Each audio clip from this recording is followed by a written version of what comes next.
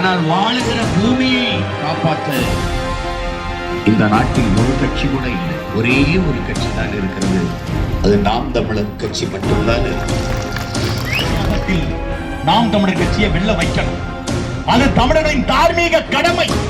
இந்த நிலம் காப்பாற்றப்பட வேண்டுமானால், நமது பூமி காப்பாற்றப்பட வேண்டுமானால், நமது தாய் நிலம் காப்பாற்றப்பட வேண்டுமானால் நீங்கள் நாம் தமிழர் கட்சி ஆதரிக்க வேண்டும். செந்தமிழன் சீமான் அவரது கரங்களை இறுக பற்றிக் கொள்ள வேண்டும் என்று சொல்லி என் பங்குக்கு நானும் சொல்றேன். அவர் முஸ்லீம், நானும் சொல்லணுமா இல்லையா? என்னடா அது, எவ்வளோ பெரிய உலகாண்ட பேரரசன், என்ன வேலை நடந்துகிட்டு இருக்கு, எவ்வளோ பெரிய கோயிலை கட்டியிருக்கான். 3 அடி அஸ்திவாரத்தில் 1,85,000 டன்னை தாங்குற அளவுக்கு the old ancient the great ஆர்கிடெக்சரோட ஆள்றாவன் ராஜராஜன். சும்மா கொண்டு வந்து ஏன் ஆள் ஆள் ஆள்ட்டு மொத்தத்தில் தமிழ் ஆள்றாவன். அன்பான உறவுகளே, இப்படி ஒரு தலைப்பை வைப்பதற்கு இந்திய ஒன்றிய நிலப்பரப்பிலே ஒரே ஒருவனுக்குத்தான் அது குறித்து பார்வையும் அறிவும் இருக்கிறது. அது அண்ணன் செந்தமிழ் சீமான் தான். வாழ்கின்ற பூமியா வணங்குகின்ற சாமியா என்று ஐநா மன்றத்தின் பொதுச் செயலாளர் இருக்கக்கூடிய ஐயா ஆந்தனி குட்ரோஸ் சொல்கிறார். ஐபிசியின் 6வது அறிக்கை சொல்கிறது. காலநிலை மாற்றத்தை பன்னாட்டுக்கான குழு சொல்கிறது, காலநிலை மாற்றம் என்ற நரகத்தை நோக்கி இந்த உலகம் ஓடிக்கொண்டிருக்கிறது. காலநிலை என்ற ஒரு பேரழிவை உருவாக்கக்கூடிய ஒரு நரகத்தை நோக்கி இந்த உலகம் ஓடிக்கொண்டிருக்கிறது என்கிறார். அதைத்தான் நான் செந்தமிழ் சீமான் சொல்கிறார். இந்திய நாட்டிலே தமிழ்நாடு மிக வேகமாக ஓடிக்கொண்டிருக்கிறது. ஒன்று தெரியுமா உங்களுக்கு? வடதுருவத்திலும் தென் துருவத்திலும் பனி உருகினால் என்ன நிகழும்? தஞ்சாவூரில் இருக்கக்கூடிய நமது தட்டில் விழக்கூடிய சோத்தை நிறுத்தக்கூடிய ஆற்றல் வடதுருவத்திலும் தென் துருவத்திலும் உருவக்கூடிய பனிக்கு இருக்கிறது என்றால், அன்பான உறவுகளை நீங்கள் நம்பித்தானாக வேண்டும். அமெரிக்கா கண்டத்தை சுற்றி உள்ள கடல் பரப்பில் நிகழ்ந்த வெப்பநிலை காலநிலை மாற்றம் தான் 2015 சென்னையில் நடந்த பெருவெள்ளத்திற்கு காரணம் என்றால் நீங்கள் நம்பித்தானாக வேண்டும். இன்டர்நெட் அல்ல, 48 மணி நேரத்தில் 333 சென்டிமீட்டர் மழைப்பொழிவு வயநாட்டில்.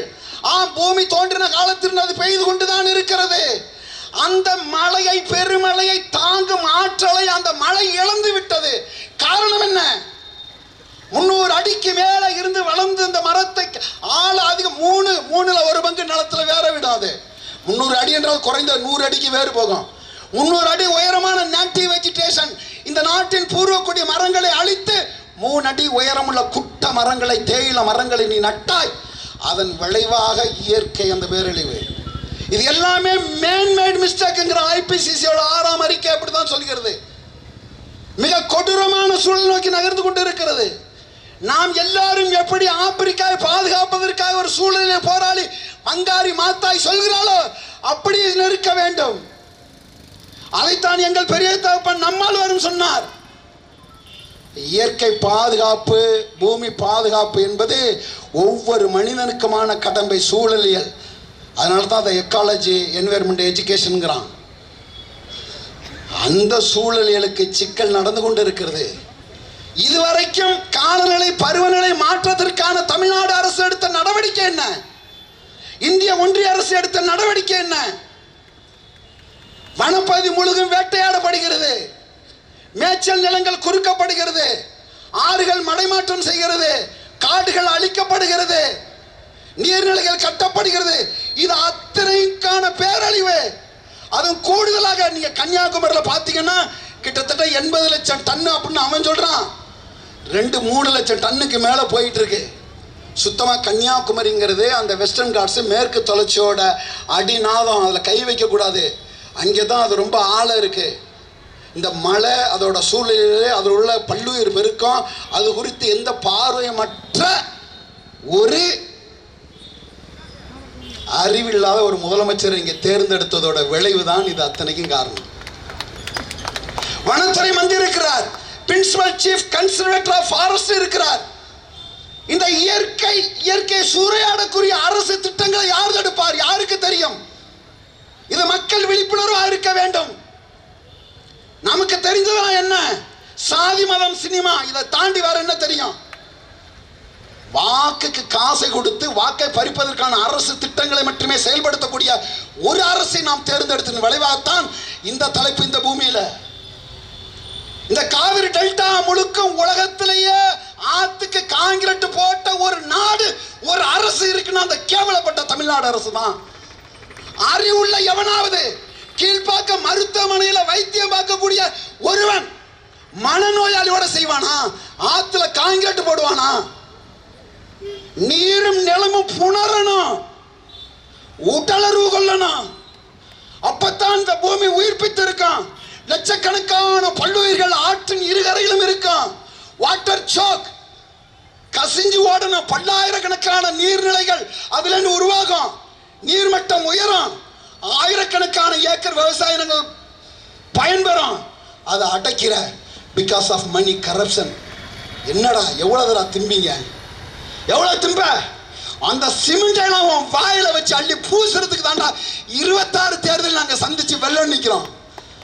அண்ணா ஒவ்வொரு முறையும் அந்த அப்படியே அந்த ஈஸ்டர்ன் காட் சைடு உள்ள ஈஸ்டர்ன் காட்ஸு வெஸ்டர்ன் காட்ஸு கிழக்கு தொடர்ச்சி மலை மேற்கு தொடர்ச்சி மலையை சுற்றி உள்ள அந்த பகுதியில் அண்ணனோட காரில் பயணிக்கக்குள்ள அந்த மலைகளை பார்ப்பாரு. தம்பி என்ன தம்பி இவ்வளோ சூறையாடி வச்சுட்டானுங்க, ஐயோ இப்படி அறுத்துட்டான தம்பி, ஐயோ மலைகள் என்பது பூமியோட ஆணி ஆச்சே, அதை அறுக்கக்கூடாத, நிலநடுக்கம் வருமே, மழையை தடுக்காத, பெருவெள்ளம் ஏற்படுமே, பருவம் தப்பி மழை பெய்யுமே, இப்படி பண்றாங்களே. இப்பவே கொடுத்தா இந்த நாட்டை சரி பண்ண இன்னும் 50 ஆண்டுகள் எடுக்குமே. இந்த நாட்டை நீங்கள் ஒரு நாள் நாம் தமிழர் கட்சியின் ஆட்சி அதிகாரத்தில் நீங்கள் தருவீர்கள், எங்களுக்கு நம்பிக்கை இருக்கு. ஆனால் அதற்குள் நாங்கள் செத்து சுடுகாட மாறிவிடும் தமிழ்நாடு. நீங்கள் விழிப்படைந்த சமுதாயத்தின் மக்களாக நீங்கள் இருக்க வேண்டும். அப்பதான் அந்த படத்தை பாருங்க.